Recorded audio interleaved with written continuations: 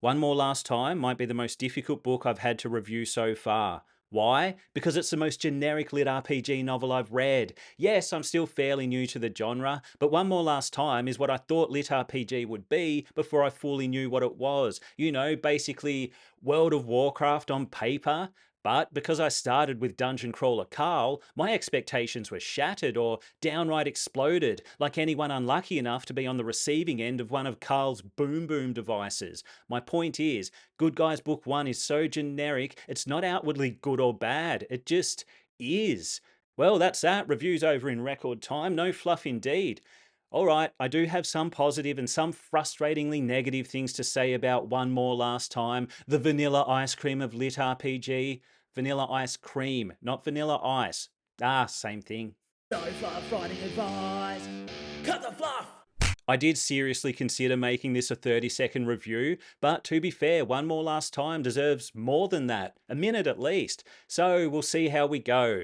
Book 1 of Good Guys opens with a bad guy in trouble and he has a decision to make: face the consequences of his actions or escape to a new world and start a new life. It's actually a strong opening because the protagonist Montana does get a choice in the matter. It's a nice change from the no choice trope of characters being sucked into a new world like clueless ants at the mercy of a high powered vacuum cleaner. I will say though, the author Eric Ugland kind of kills the mood by stating that Montana and other characters are essentially part of a reality TV show, which would have been fine. I mean, Dungeon Crawler Carl has set the bar pretty high for this trope.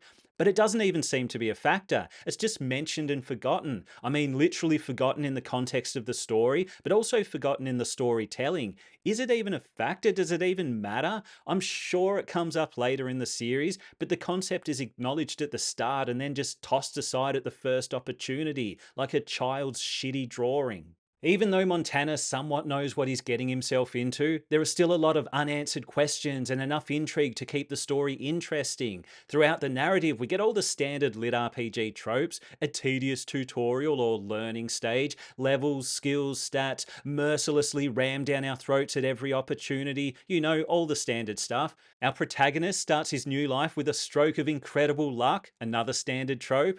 Oh, but because he's an utter moron, he does lose some of his initial advantage immediately. I do like how the character's written in that regard. He's not some quick witted, always on the ball, stinkless fart type like Jason Asano. Instead, he's a bit of a dumbass, which other characters even address later. They think there's something wrong with him. I like the angle. He doesn't feel overpowered, at least not intellectually. Physically, on the other hand, I do appreciate the direction the author has chosen for Montana. The wagon situation is a creative use of talents that helps drive the plot forward. Great choice there. Overall, in the genre, I'm surprised how varied the class choices have been for protagonists. I fully expected to encounter a fat stack of wizards, but not many so far. It's refreshing to start a new series and experience something different class wise. I mean, I'm reading Chrysalis right now, and that just takes originality to a whole new level. All right, I said some nice things. Let's talk the negatives. Firstly, it feels like almost all of Good Guys Book 1 is stuck in tutorial mode. Montana's still learning how the system and the world works, which means frequent info dumps. The author does try to dress up the dumps, like putting a bow tie on a garbage can, but they still make the story feel a little clunky. I do like that Montana initially has a goal beyond just survival. He wants to live a quiet life, do some fishing, farming, maybe learn how to smoke a mean brisket, I don't know. But later, his goals become less solid, and he's just sort of kicking about the place, having a look around, a bit of a sticky beak, learning the ropes and whatnot. There's no compelling central conflict yet. It really is like Montana's stuck in tutorial mode. To be fair, the real game does sort of start towards the end, or it starts to start. Also, unrelated, but why doesn't healing heal muscle soreness? That doesn't seem right. Before we move on to my biggest issue with One More Last Time, a quick shout out to the narrator, Neil Helligers. Sorry, no way I said that right. Fantastic job. He captures Montana's character perfectly and delivers some great lines. You've almost made it to the end of the review. What a mighty hero you are.